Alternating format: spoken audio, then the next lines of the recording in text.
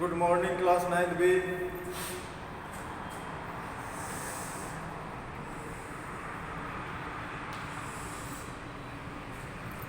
How are you? आज हम लोग प्रमेय नंबर 10.4 के आगे चीजें डिस्कस करेंगे। हम लोग जानते हैं कि एक जो रेखा होती है कितने बिंदुओं से होकर एक रेखा गुजरती है, या एक रेखा खंड कितने बिंदुओं से मिलकर के बना होता है। तो एक रेखा खंड के लिए कम से कम 2 बिंदु होने चाहिए। एक बिंदु ये मान लें, एक बिंदु ये ए बी। ओके, तो एक रेखा खंड किन्हीं 2 बिंदुओं से होकर के गुजरती है, और इन दोनों बिंदुओं से केवल एक ही रेखा खंड खींचा जा सकता है। ओके, या एक रेखा 2 बिंदुओं से सिर्फ एक ही रेखा गुजर सकती है। ठीक है, एक से ज्यादा रेखा 2 बिंदुओं से नहीं गुजर सकती। ओके, अब हम बात करते हैं वृत्त की। तो अब ये बताएं कि एक रेखा खंड सिर्फ 2 बिंदुओं से सिर्फ एक रेखा खंड गुजर सकती है या बन सकती है, लेकिन एक वृत्त जो है, एक बिंदु से एक वृत्त या 2 वृत्त, कितने वृत्त खींचे जा सकते हैं। मान लो एक कोई बिंदु है ए, अब इस बिंदु से अगर हम वृत्त कहें तो कितने वृत्त खींचे जा सकते हैं। इस बिंदु से हम जितने चाहें उतने वृत्त खींच सकते हैं। देखो, एक वृत्त ये होकर के गया। ओके, एक वृत्त जैसे ऐसे भी जा सकता है इसी बिंदु से, एक वृत्त ऐसे भी जा सकता है। ठीक है, एक वृत्त ऐसे भी जा सकता है। ठीक है, ऐसे भी जा सकता है। इसी बिंदु से सारे वृत्त ये होकर के गुजर रहे हैं, तो हम जितने चाहें उतने वृत्त एक बिंदु से बना सकते हैं, खींच सकते हैं। एक बिंदु से जितने चाहें उतने वृत्त होकर के हम गुजार सकते हैं। ठीक है, लेकिन एक रेखाखंड के लिए 2 बिंदु से एक ही रेखाखंड खींचा जा सकता है। ठीक है, एक से ज्यादा रेखाखंड इन 2 बिंदुओं से होकर के नहीं जाएगा, लेकिन एक बिंदु से कई सारे वृत्त हम लोग खींच सकते हैं जो इस बिंदु से होकर के जाएंगे।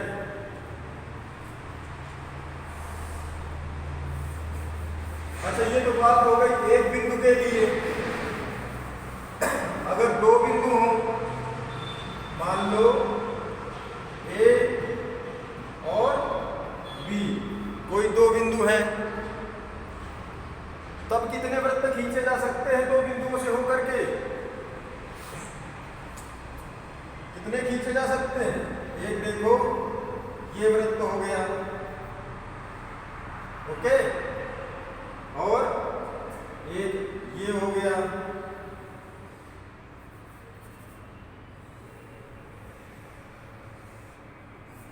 ठीक है, और भी खींचे जा सकते हैं।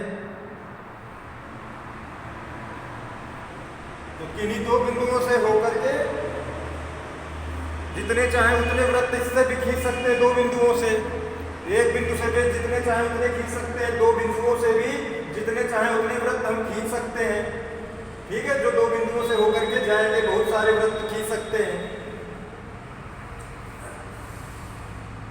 और भी देख लीजिए, और तमाम निकल जाएंगे, ऐसे निकल जाएगा, बहुत सारे खींच सकते हैं। ठीक है, लेकिन जब बात करें 3 बिंदुओं की,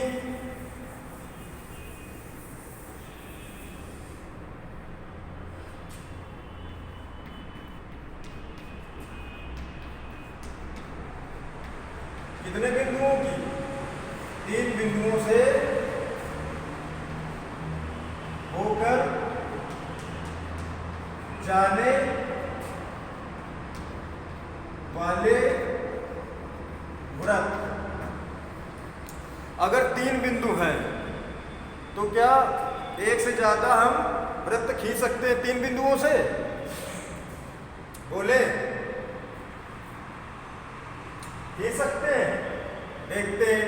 सबसे पहले बात करते हैं, एक सीधी रेखा में अगर 3 बिंदु हो, एक बिंदु ये है ए, एक बिंदु ये है बी और एक बिंदु है सी।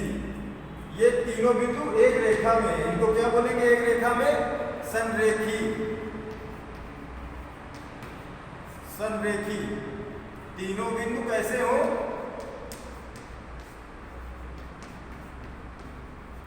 संरेखी हो यदि, तो इन 3 बिंदुओं से हम क्या कोई वृत्त खींच सकते हैं? एक सीधी रेखा में अगर तीनों हैं तो तीनों बिंदुओं से एक साथ एक वृत्त नहीं खींच सकते। कम से कम 2 बिंदुओं से हम एक वृत्त खींच सकते हैं जो 2 बिंदुओं से होकर के जाए। ठीक है? तो इस केस में अगर ए भी 2 बिंदुओं से होकर के जा रहा है तो ये तीसरा बिंदु क्या है? वृत्त के बाहर होगा। ओके। और अगर ऐसा खींच रहे हैं बी से न गुजार करके, अगर इन 2 बिंदुओं से खींच रहे हैं होकर के वृत्त, तो ये वाला क्या हो जाएगा? फिर वृत्त के अंदर हो जाएगा ये बिंदु। तो मतलब एक समय में कम से कम 2 बिंदुओं से ही एक वृत्त हम खींच सकते हैं। तीसरा, अगर संरेखी हो तो, अगर तीनों बिंदु एक सीधी रेखा में है तो हम वृत्त सिर्फ 2 ही बिंदुओं से होकर के गुजार सकते हैं। तीसरा बिंदु या तो वृत्त के अंदर होगा या वृत्त के बाहर होगा। अगर ये तीनों बिंदु संरेखी ना हो तो क्या होगा? मतलब एक रेखा में ना हो। ये तो हो गया संरेखी वाला केस। अगर तीनों बिंदु एक रेखा में है तो ऐसी स्थिति बनेगी। लेकिन अगर तीनों बिंदु एक रेखा में ना हो तो ये चीज हम समझेंगे एक प्रमेय से। प्रमेय नंबर 10.5।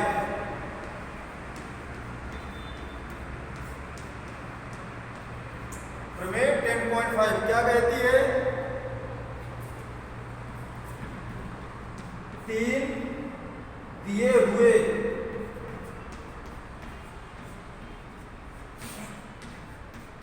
असंरेखी, अब बोला असंरेखी मतलब संरेखी नहीं है, मतलब एक तीनों बिंदु एक रेखा में नहीं है तो असंरेखी। 3 दिए हुए असंरेखी बिंदुओं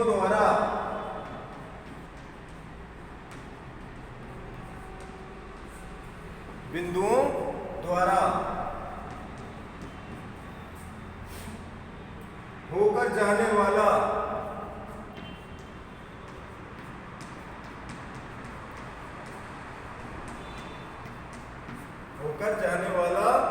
एक और केवल एक वृत्त है।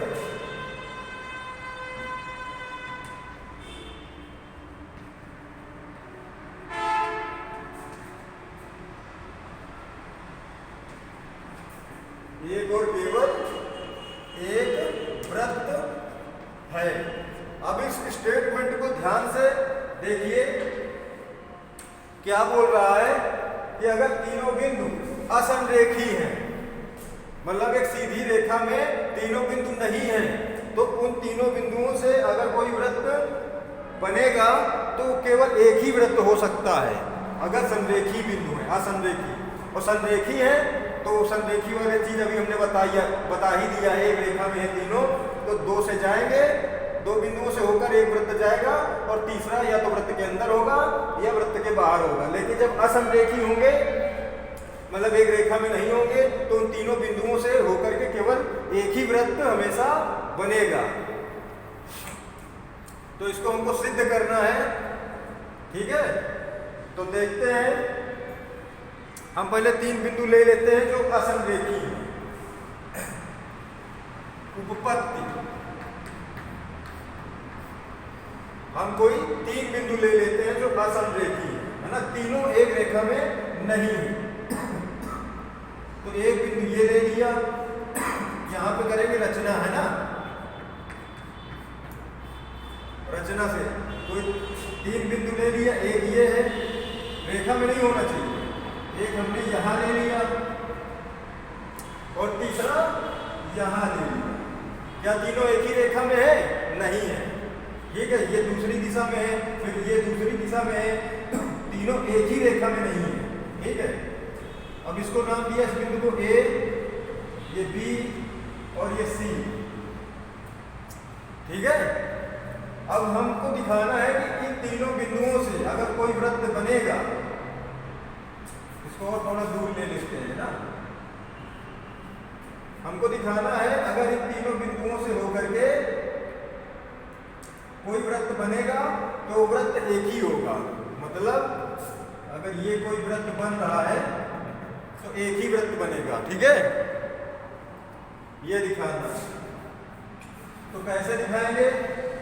3 बिंदु हमने ले लिए हैं, अब क्या करते हैं, ए को बी से हम मिला देते हैं, ओके स्टूडेंट्स, ए को बी से मिला दिया, ए बिंदु को बी बिंदु से मिला दिया और बी बिंदु को सी बिंदु से मिला दिया। अभी इतना काम किया, ओके,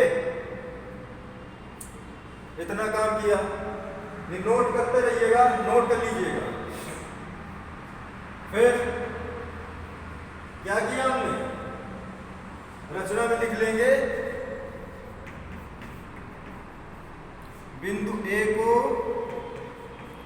बिंदु बी से तथा बिंदु बी को बिंदु सी से मिला दिया।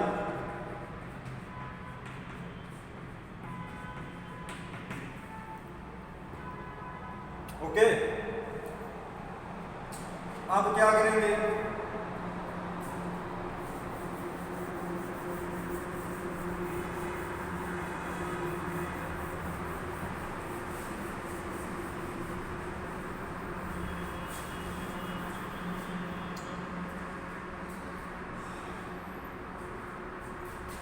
अब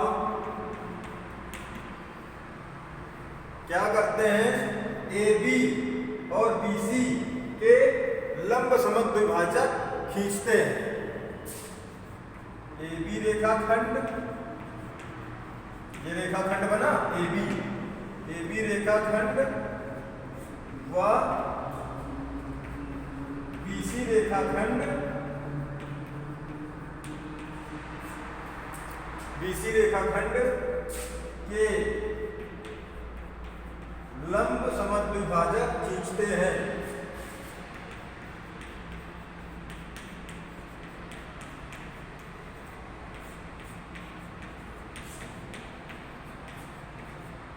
लंब समद्विभाजक खींचते हैं।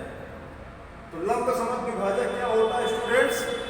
जैसे कोई एक रेखाखंड है, मान लो ये, इसका लंब समद्विभाजक, लंब मतलब जो इसको बराबर भागों में बांटता भी हो और इस पर 90 डिग्री का कोण भी बनाता हो, तो लंब समद्विभाजक मतलब ये कोई रेखाखंड है PQ, इसको हाफ बराबर भागों में बांटे और इस पर 90 डिग्री का 90 अंश का कोण बनाए। तो किसी रेखाखंड का लंब समद्विभाजक कैसे खींचते हैं? एक कंपास लेते हैं और पेंसिल से यहाँ पे कंपास रख करके आधे से ज़्यादा डिस्टेंस ले करके यहाँ पर एक चाप लगाते हैं ऐसे, और फिर यहाँ भी लगाते हैं, नीचे भी ऐसे, P से दोनों तरफ ऊपर नीचे चाप लगा दिया। फिर Q से जितनी डिस्टेंस यहाँ से ली थी ना, उतनी Q से कम ज़्यादा नहीं करेंगे, उतनी फिर ऐसे करेंगे, फिर ऐसे चाप लगाएंगे Q से ऊपर नीचे, और जहां पे ये दोनों चाप एक दूसरे को क्या करें, कट करें, बस इन्हीं कटान बिंदुओं को मिला देते हैं। तो ये क्या हो जाता है, PQ का लंब समद्विभाजक, ये 90 डिग्री बनाता है और PQ को बराबर भागों में काटता है। OP बराबर OQ अगर वो मान ले यहाँ जहाँ पे ये काट रहा है। ठीक है, और ये 90 डिग्री कोण बनाता है। तो इसी तरह ए बी एक रेखाखंड है, इसका लंब समद्विभाजक ऐसे खींच लेंगे चाप लगा के दोनों तरफ, तो मान लो ये बनेगा, ठीक। और इसी तरह BC का खींच लेंगे ऐसे ऐसे करके चाप लगा के, तो ऐसे इसका हो जाएगा। ठीक है स्टूडेंट्स,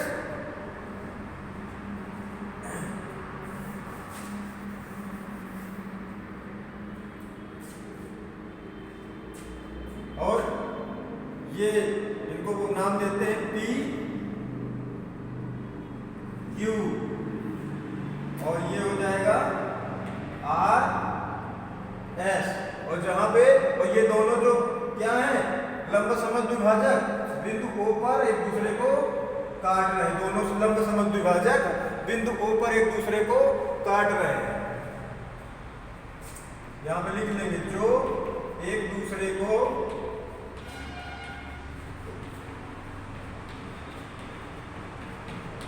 बिंदु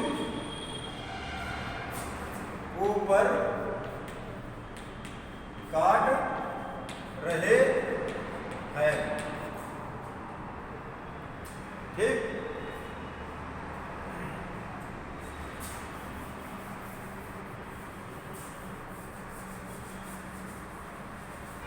अब आगे देखते हैं। अब एक थ्योरम आप लोगों ने पढ़ी होगी, जानते होंगे,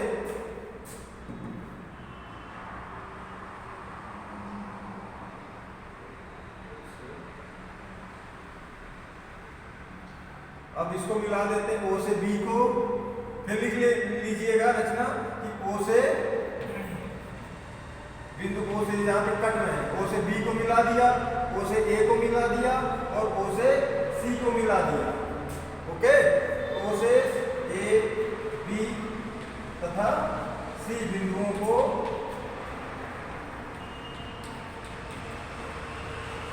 मिला दिया।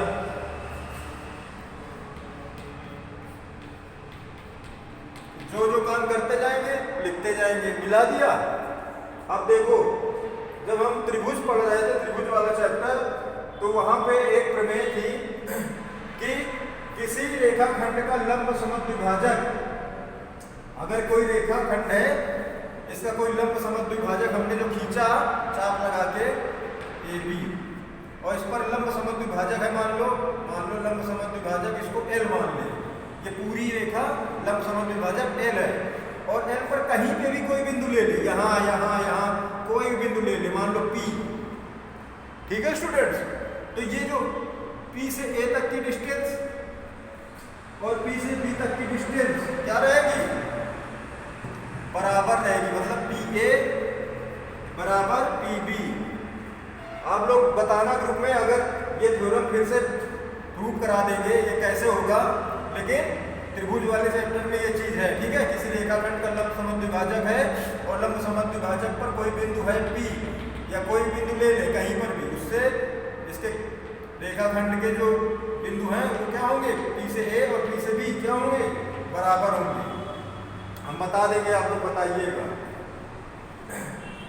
तो यहाँ पे देखिए AB रेखाखंड है, AB से ये O बिंदु, ये लंब समद्विभाजक पर बिंदु O है, O से A और O से B तक की दूरी क्या होगी, बराबर होगी।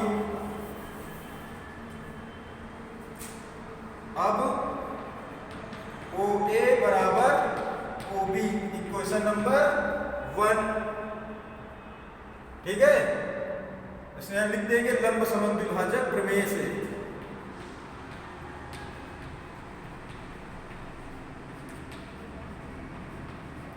ये भी प्रमेय अगर नहीं करी है आपने, नहीं याद है तो बता देना, मैसेज कर देना, ठीक है, ग्रुप में। और अब देखिए BC का लंब समद्विभाजक क्या है, RS पे बिंदु O है ना, तो OB और OC ये भी होंगे बराबर, OB बराबर OC, इक्वेशन नंबर 2, ये भी लंब समद्विभाजक प्रमेय से। अब देखो यहाँ से OA बराबर OB है, OB बराबर OC है, तो क्या हो जाएगा, by equation first and second क्या हो जाएगा, OA बराबर OB बराबर OC। इतना होगा, ये नोट कर लीजिएगा।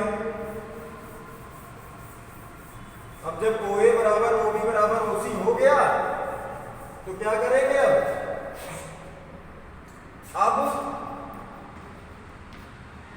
बिंदु O को, ये बिंदु O को केंद्र मानकर तथा OA के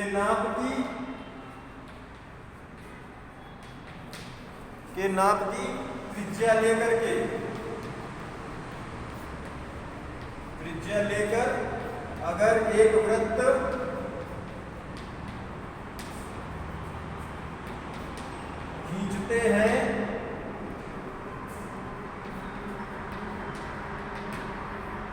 खींचते हैं तो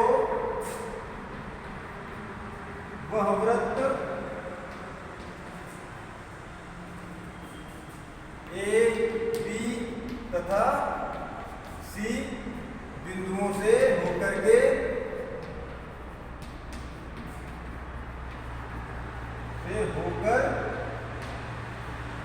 जाएगा, जो कि अद्वितीय होगा। अद्वितीय मतलब सिर्फ एक ही वृत्त होगा। ओके स्टूडेंट्स, ये थ्योरम हमने प्रूव कर ली। देखिए वृत्त अगर खींचेंगे OA या OB या OA OB OC तीनों बराबर है, कोई भी एक त्रिज्या मान करके वृत्त खींचेंगे इसको केंद्र मान करके, तो ऐसे जाएगा वृत्त जो कि एक ही वृत्त होगा। ठीक है, ओके स्टूडेंट्स, आज के लिए इतना। मिलते हैं अगली क्लास में।